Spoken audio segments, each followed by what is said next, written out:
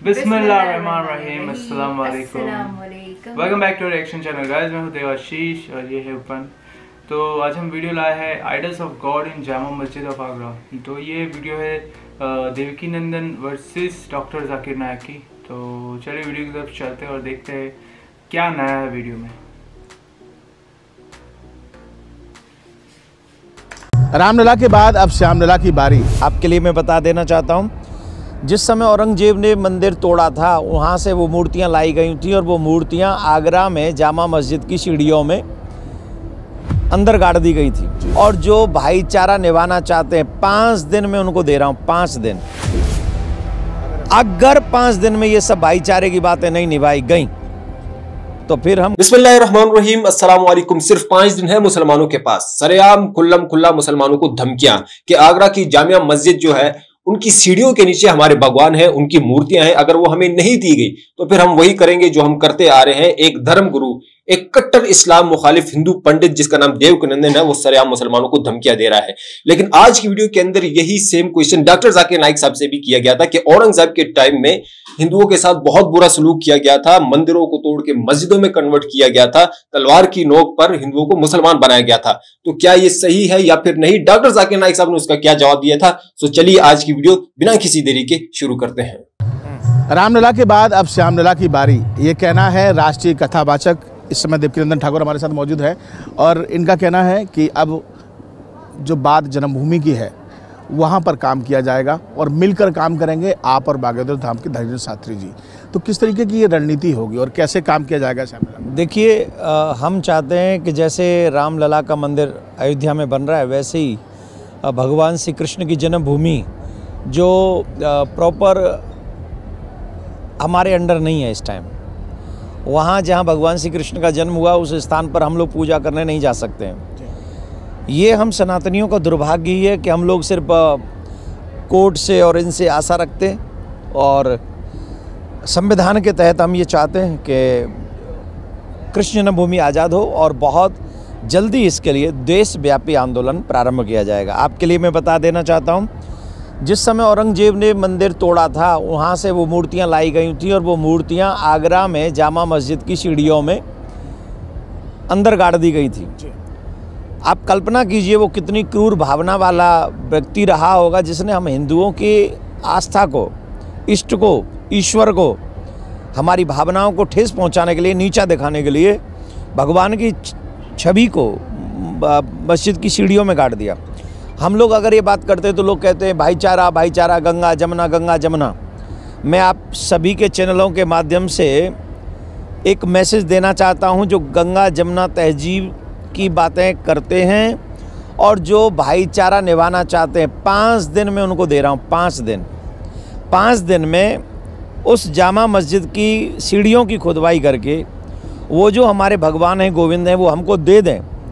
भाईचारे की बात यह है, जो भी उसमें खर्चा आएगा वो हम करेंगे। आपको कुछ नहीं करना, आप तो सिर्फ अपने आदमी लगाइए, कोर्ट की निगरानी में उसको खुदवाइए, जिससे जहाँ से हमारे ठाकुर आ जाएं, और उसमें जो भी खर्चा आएगा वो हम भरेंगे। हमारा विश्व शांति सेवा चैरिटेबल ट्रस्ट भरेगा, हम भरेंगे, हमारे बागेश्वर वाले भैया भरेंगे, हम दोनों मिलकर कर लेंगे।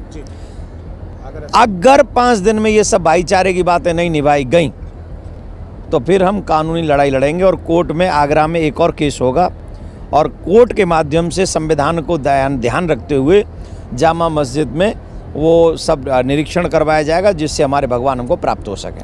जी हाँ भाई साहब, पूछिए। मेरा नाम BS गुप्ता, मैं एक एडवोकेट हूँ।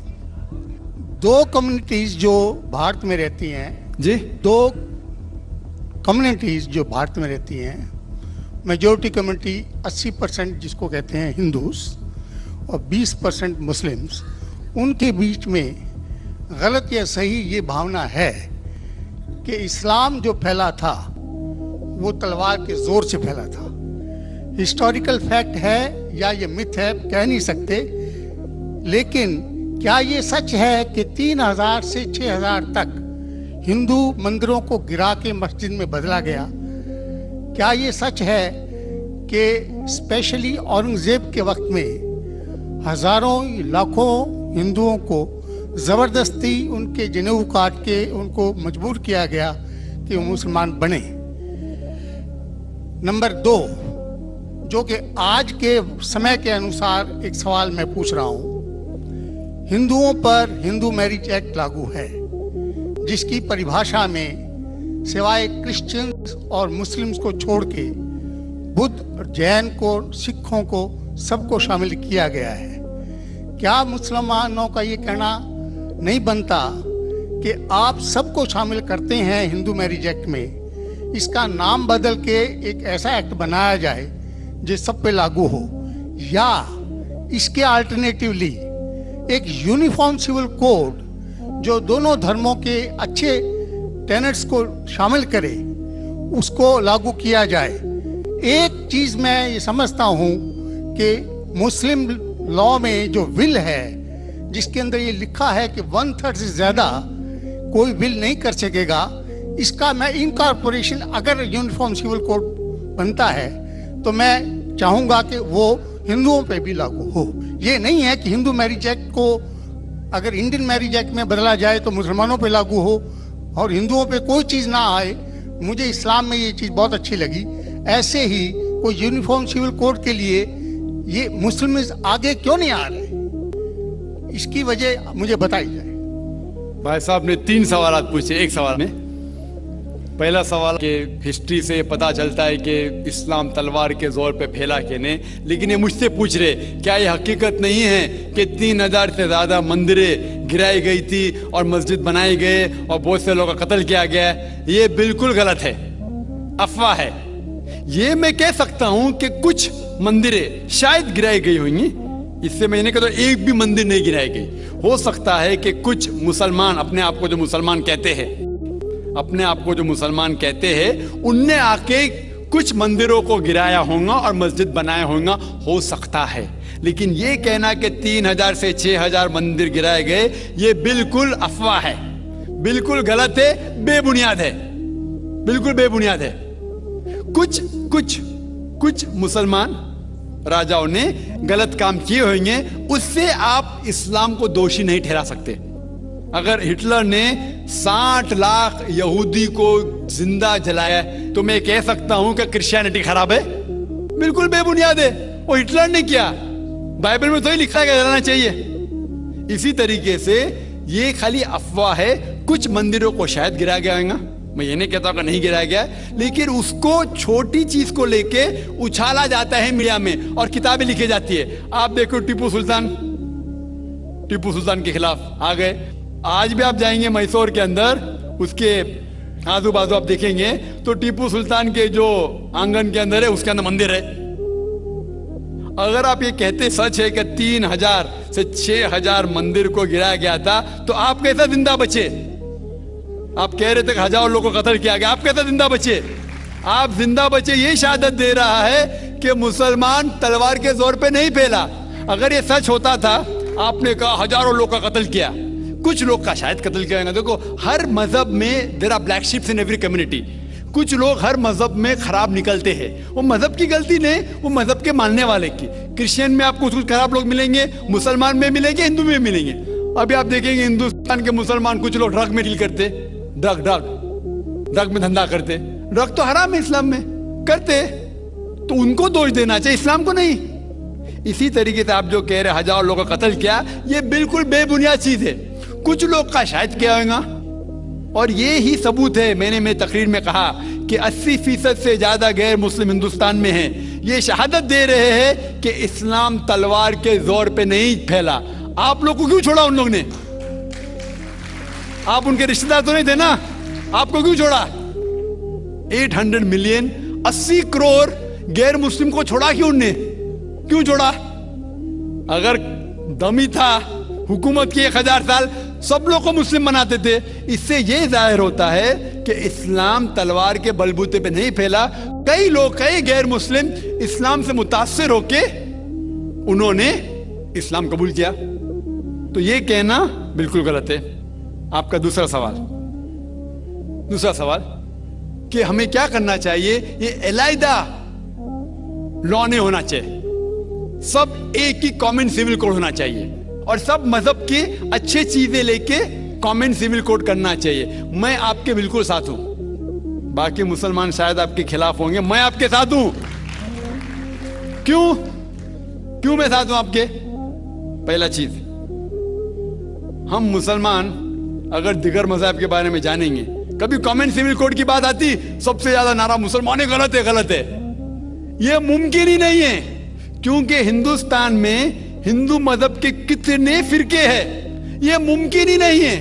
मुसलमान तो सिर्फ 20% या 80% या 75% जो हिंदू लोग हैं, उसमें ही मुमकिन नहीं है। ये कॉमन सिविल कोड हिंदू लोग ही इसको फॉलो नहीं कर सकते। हिंदू मजहब में कितने मुख्तलिफ ग्रोह है।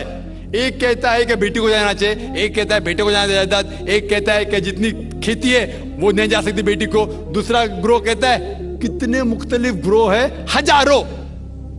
ये मुमकिन ही नहीं है पास होना, मुमकिन ही नहीं। मैं कहता हूं ये अफसोस की बात है कि हम मुसलमान जानते ही नहीं, हमको आवाज करने की जरूरत ही नहीं है। ये खाली हमें छेड़ रहे हैं। क्या कर रहे? छेड़ रहे हैं और हम उकसा जाते। Point number 1।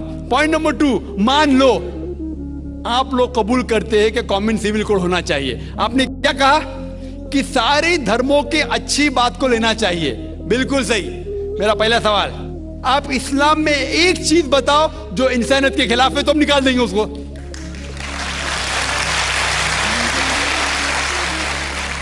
आपका यह कहना बिल्कुल सही है कि बाकी मज़ाहिब की अच्छी चीजें जो है, मिसाल के तौर पे मैंने तकरीर की similarities between Hinduism and Islam, तो जो अच्छी चीजें हिंदुइज्म की मैं ले चुका हूं। Similarities between Christianity and Islam, जो अच्छी चीजें इस आयत में ले चुका हूं। मैं ये पूछना चाहता आपसे, एक चीज जो इस्लाम में खराबी है वो तो बताओ मुझे, तो उसको निकालेंगे ना।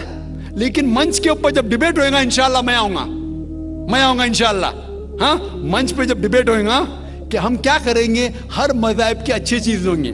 तो मैं ये चाहता हूं कि इस्लाम की तरफ से उस मंच पे, उस स्टेज पे इंशाल्लाह मैं आऊंगा।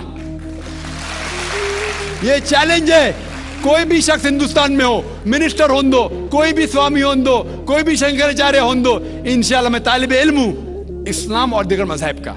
मैं तस्लीम करता हूं कि डिबेट होना चाहिए, हक बात जो निकली, लेकिन उसके ऊपर अमल भी होना चाहिए।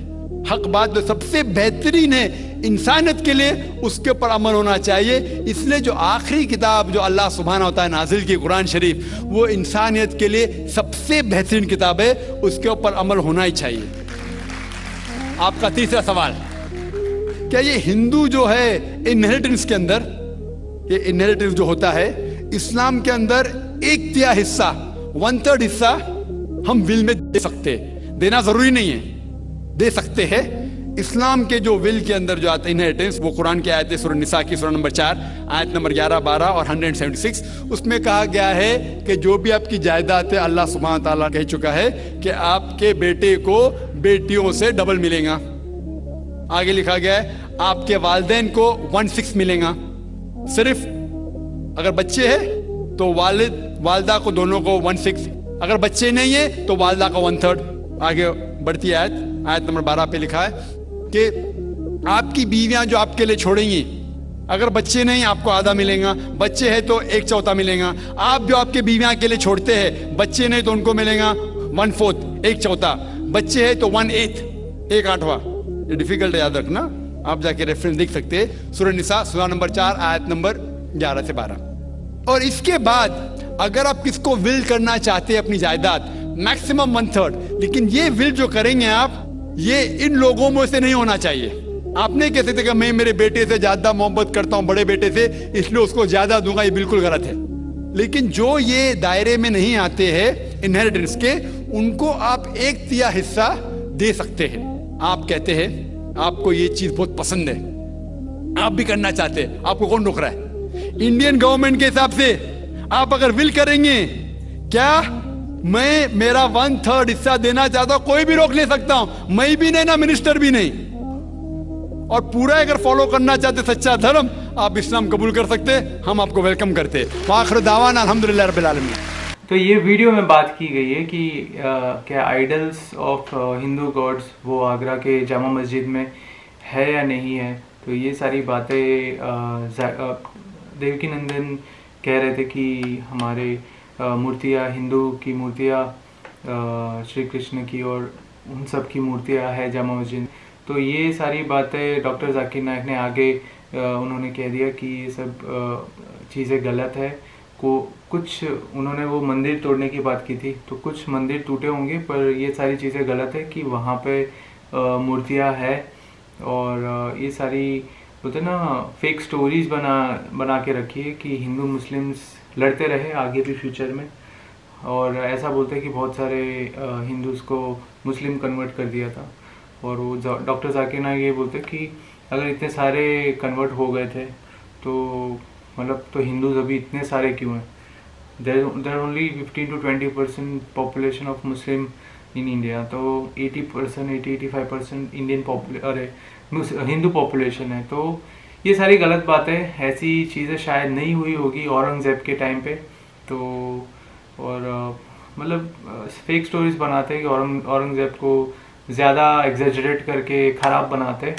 कुछ चीज़ें गलत हुई होगी, वो हर एक कम्युनिटी में होती है, मुस्लिम में भी हुई है, क्रिश्चियनिटी में भी हुई है। जैसे उन्होंने बताया कि हिटलर ने 60 लाख यहूदियों को मार दिया था, जला दिया था। तो क्रिश्चियनिटी ख़राब नहीं है, वो इंसान ख़राब है।